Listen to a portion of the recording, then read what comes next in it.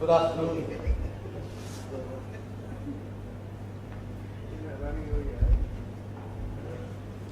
Can I?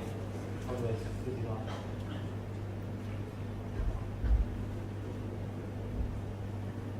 The multi-screen and impact on planet, brain and area.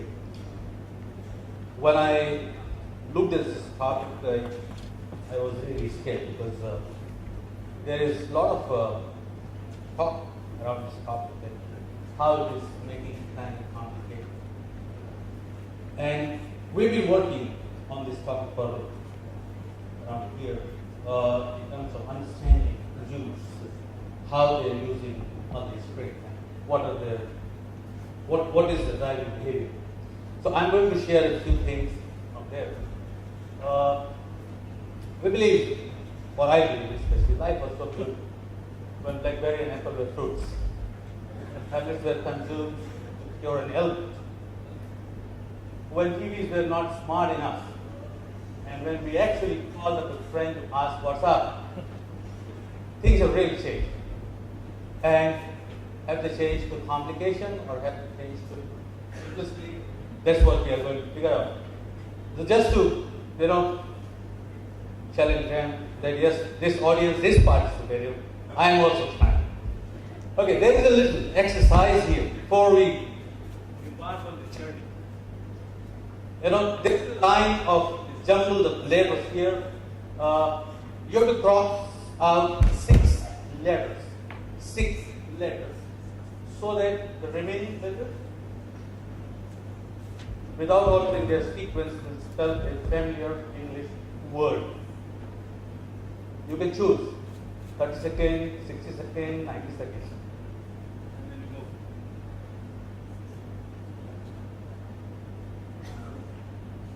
Is anybody participating or a Okay. So I said, let's cross out 6 letters. SIXLETTERS. And the familiar English word is banana. The point of this exercise was that after working on this for some time, and when these challenges started coming up in planning, we also thought that this is a new era. But after working on these kind of plans for some time, we realized that it's not that difficult. It's as simple as this. And then let's find out how. So cracking the code for planning in multi-screen world is as easy. Just crossing out 6 letters. The only thing is we need to think like a child, like we used to. Have you experienced this in a theater? This is the most simple example of multi-screen consumption. When we start getting into data, and that's what scares me especially. The computers are preferred over TV in terms of video consumption and so on and so forth. Tablets are scoring over newspapers and serving and surfing, gaming, video and photography devices. People are buying devices because they just want to have one. It is a trendy thing to have. Nobody needs so many devices, but they're buying it and nobody can stop it. Multi-screen consumption is a lifestyle. This is a data that I've taken from Microsoft Advertising, and people are saying that yes, they love to do it. And therefore, I feel this is an exciting time for plans. Because screen-based media interaction is on the rise, and non-screen-based media interaction is on decline. And just to put Dr. Abdullah's presentation, the radio has actually gone to screen. People are consuming radio from screens. So that's what I mean, a larger picture of media. To share my views on multi-screens and impact on planning, I looked at 3 things. First one is the research and point of views, which has been done by Google, Microsoft, and some other companies, CNS. And then the research which we are doing, we call this finding the cultural fuel. That's what we call it in Japanese. So what is the cultural fuel which is actually behind this kind of behavior? And then we looked at some of the marketing campaign and campaign strategies of brands like Unilever, BBC, and Microsoft. You know, how they are handling it. Now this, I would say that this is my point of view. So please, if you don't agree to it, feel free to raise your hand and say, no, I don't agree to it. And this will add to at least a conversation, a debate, and a discussion, and that will add value. So this is my presentation structure: knowing multi-screen consumers, learning from other brands, and some planning imperatives. You know what we should take home from today's discussion. So multi-screen consumer, there are two modes of multi-screen. One is sequential mode, where consumers are moving from one device to another one at different times to accomplish it. So it may start from at the start of the day that yes, I want to book a flight, and the whole task moves to the office and ends up at home in the night. The second one is simultaneous use, when you are using one screen and along with that you are also using another screen for some other purpose. So you are watching TV and then you are also playing games. As for the Google, the top activities on sequential multi-screening is browsing, social, networking, shopping, searching for info, managing finances, planning a trip, watching online video. Whereas simultaneous multi-screening is emailing, internet browsing, social networking, playing games, searching, working documents, watching videos. So everything is happening simultaneously, and that's what simultaneous multi-screening is about. When we look a little deeper, why it is happening. We looked at some of the data. The Google found that slowing search results by just 4/10 of a second would reduce the number of searches by 8 million a day. Amazon.com makes around 67 million in sales each day. It could potentially lose up to 1.6 billion per year because of a 1 second web page delay. 50% of mobile users abandon a page if it doesn't load in 10 seconds, and 3 out of 5 won't return to that page again. So that is the kind of behavior we are witnessing from consumers. Basically, impatience is the new norm, and that's what we are saying, that is one cultural fuel which is driving consumer towards multi-screen. It's a little video we put together just to capture our impatience. Impatience got us faster cars, microwaves, remote controls, jets. Impatience is in first on at the front. Impatience wants more and more and more and more. Call right now.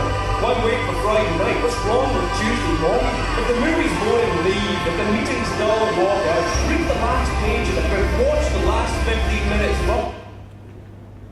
Impatience is the new norm. That's something which is a cultural fuel which is driving this kind of multi-screen behavior. Now we're looking at Southeast Asia and some of the other Asian markets also. It's pretty young, but the median age is around 50% is below 30 years here, most of the markets. And people in Southeast Asia as consumers are in a hurry. Their intention to make purchase within a day, or 29%, travel 31%, restaurant 60%, I can imagine restaurant, but even auto. They want to pack more in life every moment, living multiple lives, in constant conversation with each other, sharing experiences, living new moments, discovering new things with each other. So that's the reality. They expect technology to make them smarter, with different gadgets that they are using. And we call this whole phenomena as liquid modernity, where as people expect themselves to excel at leading multiple lives and multiple roles, they are looking for the means to surpass expectations and realize their dreams with every opportunity they have. And that is one of the bigger cultural fuels apart from being impatient. Why they are impatient is because they want to excel every day. They want live a life of liquid modernity. We believe liquid modernity is the key phenomenon behind multi-screening usage, information consumption from different sources so that they can generate. This doesn't mean that every screen enjoys similar status in this era of multi-screen. In our research, we figured out that people have different relationships with each screen. Like smartphone is more about connectivity. Tablets is more about entertainment. Computers is more about productivity. And television is more about, again, entertainment. Smartphones are companions more than friends. The screen enjoys irresistible stickiness.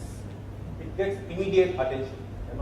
The moment it buzzes, you want to reach to it. Smartphone experience as media enjoys active and real-time involvement, and that is the differentiator there. Shares time with every screen used by consumer. Smartphone screens, they actually share time with every screen used by consumer. Tablets, on the other hand, are leisure time companions, important part of outing, holidays, lunch break, and bedtime. They are basically downtime filling devices with casual involvement. And similarly, and I'm not going to go into details of how the computer screens are looked at television, but computer screens get more focused attention, and television screen sacrifices most in terms of sharing time with any other device. So we just need to understand the context for which consumers are using these screens, like we used to when life was beautiful. We knew that radio was more passive medium. We knew that television was more with appointment. We used to watch television with appointment, and newspapers and magazines were more active medium. So we knew the context of consumer, and that's how we could plan really well. Here again, in multi-screening, if we can understand the context of our consumers, why they are using those screens and when they are using those screens, the planning becomes that much more simple. So context guides device choices. That's the next point. We'll look at, I have selected a few cases, and one of them, obviously, I had put my own agency's case from Malaysia.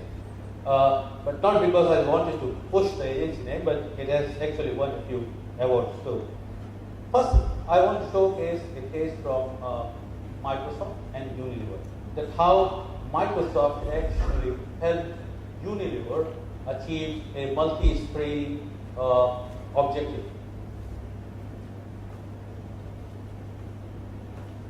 At Microsoft, we love a challenge.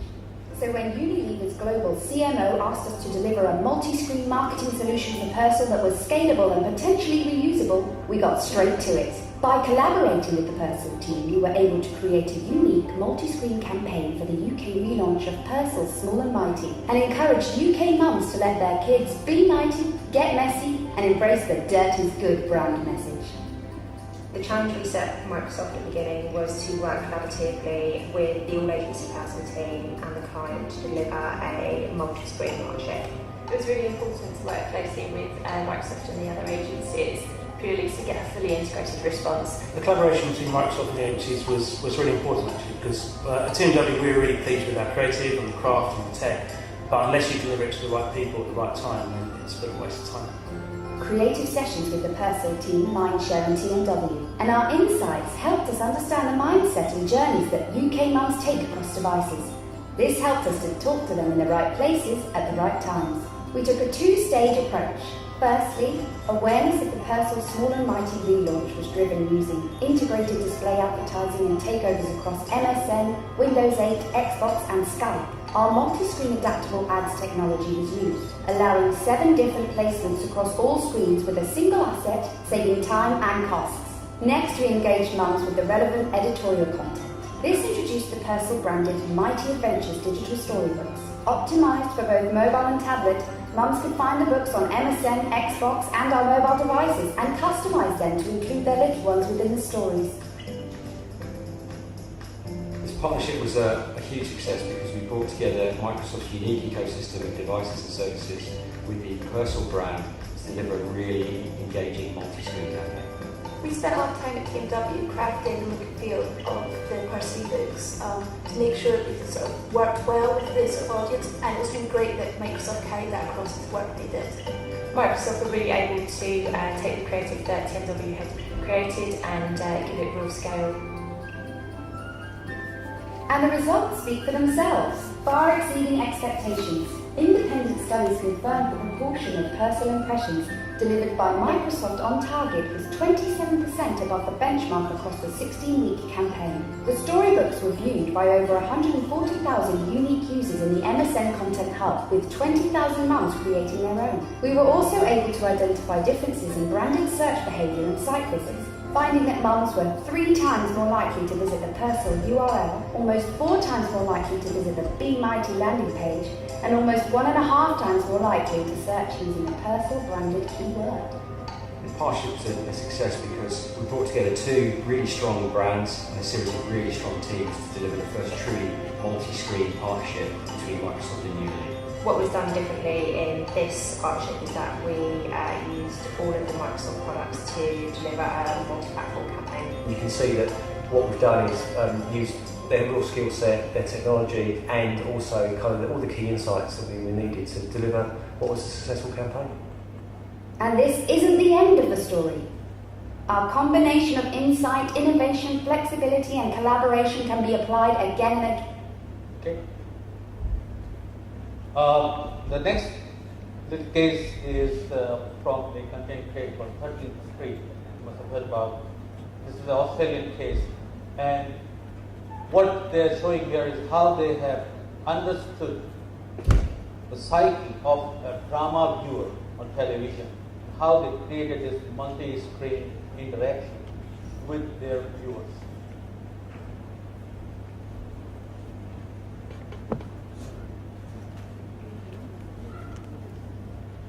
Question: how does 13th Street further engage an audience that already loves solving mysteries while drawing in a new, younger crowd? Answer: create an interactive murder mystery that anyone can solve. Precinct 13. A brand new whodunit investigated online and resolved on air. Promoted across a range of media including on-air, online, print, ambient and social media to entice all potential detectives to the 13th Street website and the game Precinct 13. Once there, audiences explored the crime scene for clues, conducted forensics, interrogated suspects, and developed theories as to who the murderer could be. With additional clues placed in key 13th Street programs, audiences were drawn into the channel until the truth was finally revealed on air. So what was the result for 13th Street? A substantial increase in channel ratings. A significant growth in key demographics. Another case from the same content creator is, I've taken from the same data because I found the case very interesting. What they've done is they have taken a very traditional medium like cinema and they have created a multi-screen campaign with that.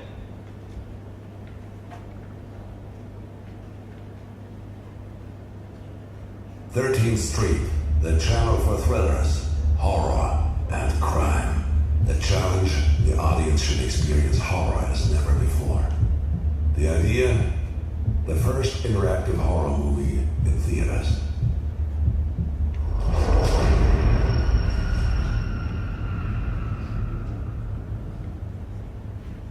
In regular horror movies, the viewer's role is always the same.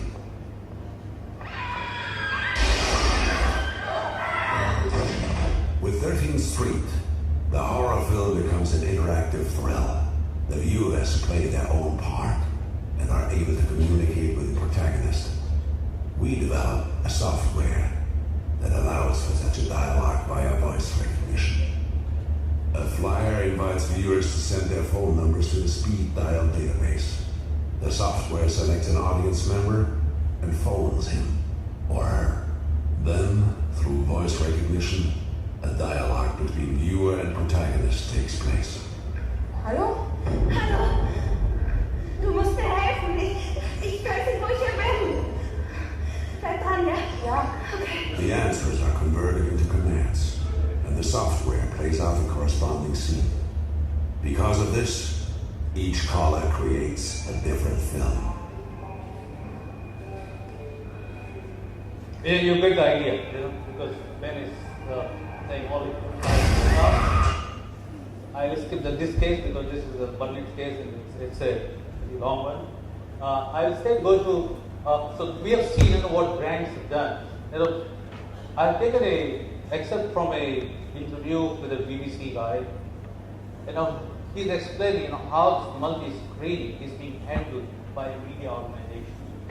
It's interesting to just listen to him and then move on. This is the biggest thing the BBC's ever done. And as a host broadcaster in this technological age of multi-platform, what's had to be developed is the way to take multiple streams of content and apply them through every screen. In order to do that, the BBC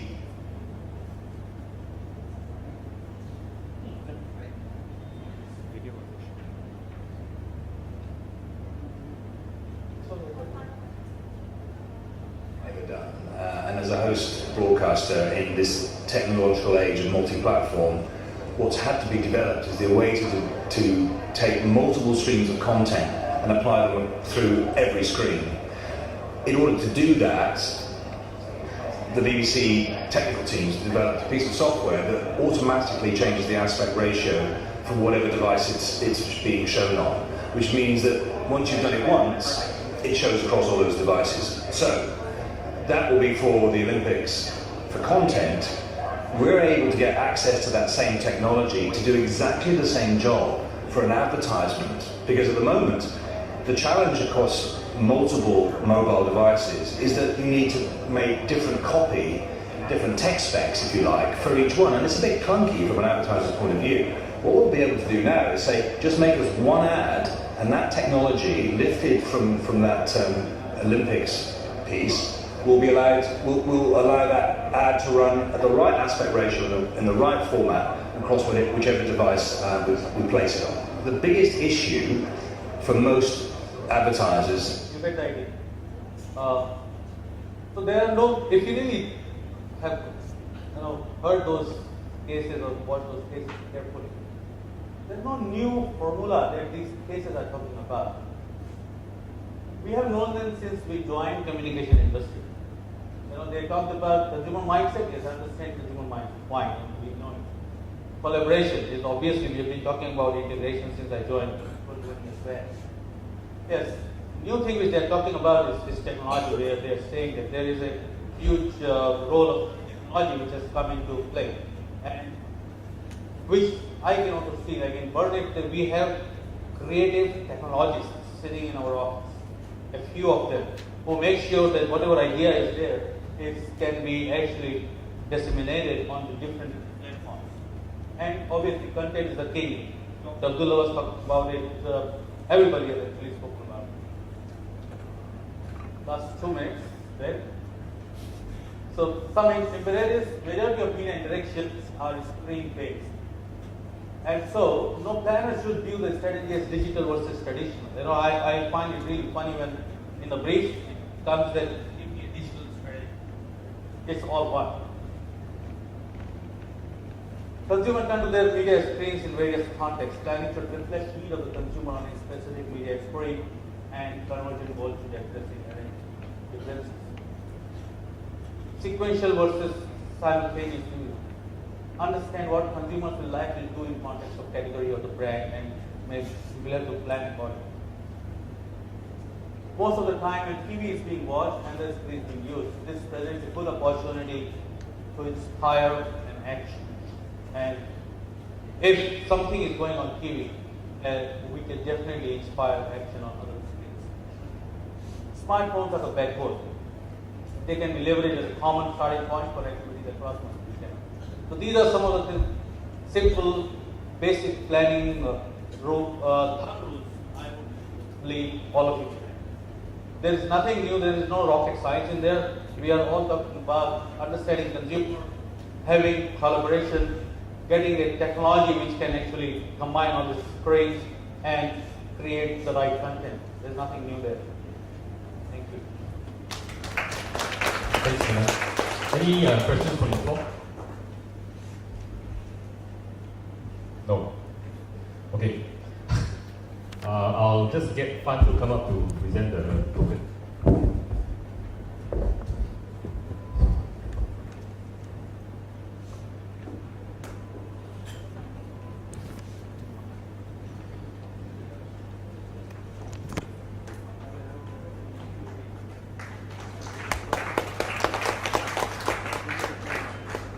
Okay, time for a coffee break. It's about 3 now. Can we be back by 3:20? 3:20. Okay, thanks.